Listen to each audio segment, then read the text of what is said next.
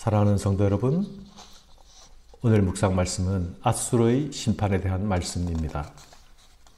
이사야 8장에서는 하나님께서 범죄한 자기 백성을 심판하시기 위하여서 앗수르를 사용하실 것이라 말씀하셨습니다. 그러나 심판에 사용된 앗수르 또한 하나님의 심판을 받게 될 것입니다. 오늘 말씀은 앗수르 사람들은 화 있을진저로 시작되고 있습니다. 하나님은 이스라엘만의 하나님이 아니시라 열방의 하나님이십니다. 이스라엘을 훈육하시는 하나님은 열방의 주인이신 하나님이시기도 합니다.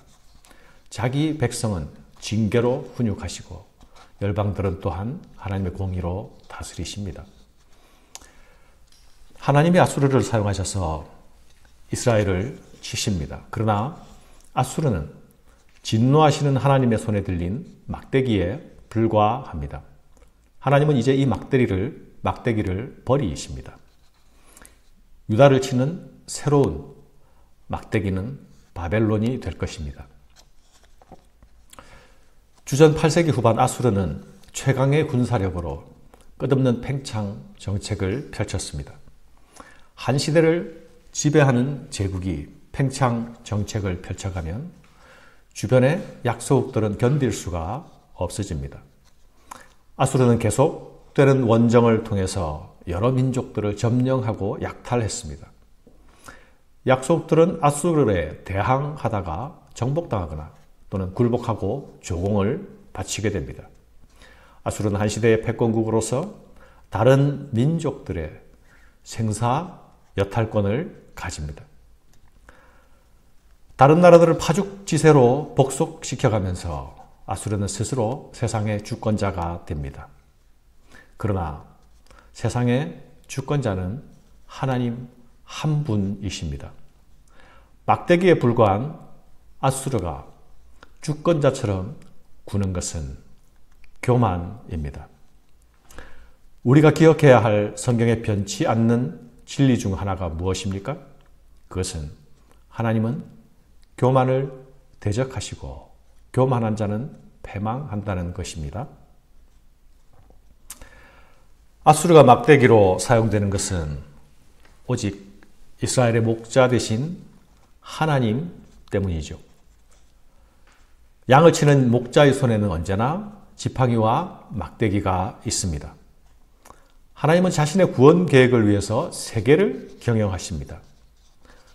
이사야서의 주요 주제 중 하나가 바로 이 하나님의 계획입니다. 앗수르 제국의 발흥과 또는 쇠망은 이 하나님의 계획 가운데 있었습니다. 앗수르는 그 하나님의 계획의 도구로 사용되었습니다. 세상의 시각으로는 대단한 제국이지만 하나님의 시각으로는 단지 하나의 막대기일 뿐입니다. 이 앗수르가 하나님의 진노를 피할 수 없게 된 이유가 무엇입니까? 그 이유가 7절 이하에서 나타나고 있습니다.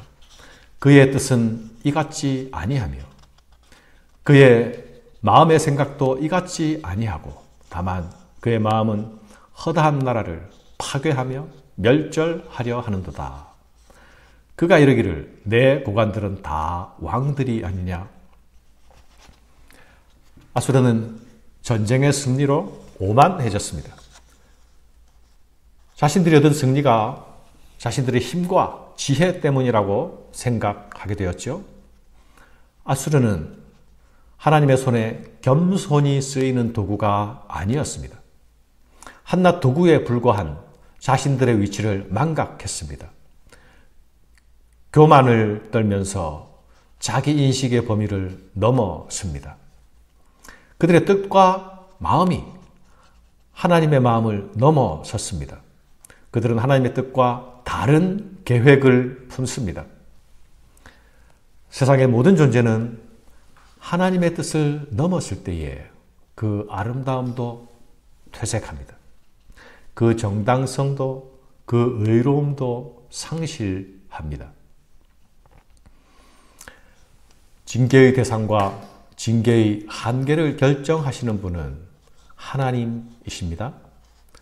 그러나 아수르는 자신의 권한 밖에 힘을 행사합니다. 하나님의 주권을 침해합니다. 오늘 우리도 하나님께서 내게 부여하신 내 권한과 내 역할을 넘어서지 않도록 주의하여야 할 것입니다. 내 자신의 위치를 과신하고 도를 넘어서는 것은 하나님께 오만한 것입니다. 하나님 앞에서 나의 한계를 뚜렷하게 인정하는 것이 경건입니다. 교만은 패망의 선봉입니다. 아수르의 교만은 이렇게 말합니다. 나는 내 손과 내 힘과 내 지혜로 이 일을 이루었다. 나는 총명한 자다. 내가 열국의 경계선들을 걷어치웠다. 내 손으로 열국의 재물을 얻었다. 나는 버려진 알을 줍듯이 내 손으로 세계를 주워 담았다. 사랑하는 여러분, 교만의 생각은 항상 자신이 세계의 중심입니다. 교만의 언어는 항상 내가 주어입니다.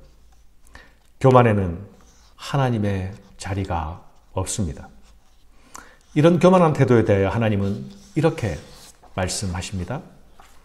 도끼가 어찌 찍는 자에게 스스로 자랑하겠으며 톱이 어찌 켜는 자에게 스스로 큰 채 하겠느냐?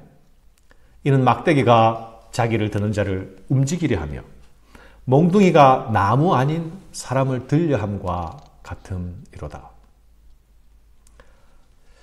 사랑하는 여러분, 내가 주권자의 손에 들려진 도구, 사용되는 도구임을 인식하는 것이 경건의 출발입니다. 나는 주권자가 아닙니다. 나는 주권자의 손에 들려진 도구에 불과합니다. 이것이 청지기의 기본 도리가 아닙니까? 그러나 내 힘에 도취되고 내 성취에 취하게 되면 교만으로 빠져들 수밖에 없습니다. 패망의 길을 면할 수 없게 되는 것이죠. 하나님께서 주권자임을 나타내시고 하나님께서 그 주장을 펼치시는 순간을 피할 수 없기 때문입니다. 사랑하는 여러분, 우리는 내 자신의 성공과 성취에 취하기 쉬운 존재들입니다. 그렇기 때문에 성경은 언제나 우리에게 낮은 자리에 마음을 두라 말씀하고 있지 않습니까? 하나님께서는 스스로 높아진 자들을 한순간에 추락시키십니다. 16절 말씀입니다. 그러므로 주 만군의 여호와께서 살찐 자를 파리하게 하시며 그 영화 아래에 불이 붙는 것 같이 맹렬히 타게 하실 것이라. 살찐 자를 파리하게 하시고 자신들의 영화를 불살라버리시는 것은 하나님만이 주권자이시다라는 것을 드러내는 하나님의 시위입니다. 이스라엘의 거룩하신 이가 불꽃이 될 것이라 말씀하십니다. 하나님 자신이 태우는 불이 되어 심판하십니다. 교만한 자들이 이룬 모든 것이 한날 한순간에 모두 사라질 것입니다. 그들이 자랑하던 영화는 철저히 소멸될 것입니다. 심판이 시작되면 타오르는 불길을 끌 자가 없을 것입니다. 하나님을 망각하고 자기 성공에 도취된 자의 마지막은 쓸쓸하고 비참합니다. 교만한 자가 누릴 수 있는 미래는 없습니다. 공의를 저버린 권력의 최후도 패망입니다. 내가 주어가 되어서 쌓아올린 모든 탑들은 모두 한순간에 무너져 내릴 것입니다. 사랑하는 여러분, 하루를 시작하는 이 아침에 다시 한번 하나님 앞에서 내 모습을 돌아봅시다. 나는 오늘도 하나님의 다스림 아래 있기를 원하는가? 나는 혹시 지금 내 성취에 도취되고 있지는 않은가? 무너질 성을 쌓는 자는 성도가 아닙니다. 오늘 하루의 시간도 하나님의 손에 들려져서 귀히 사용되는 귀한 도구가 되시기를 바랍니다. 감사합니다.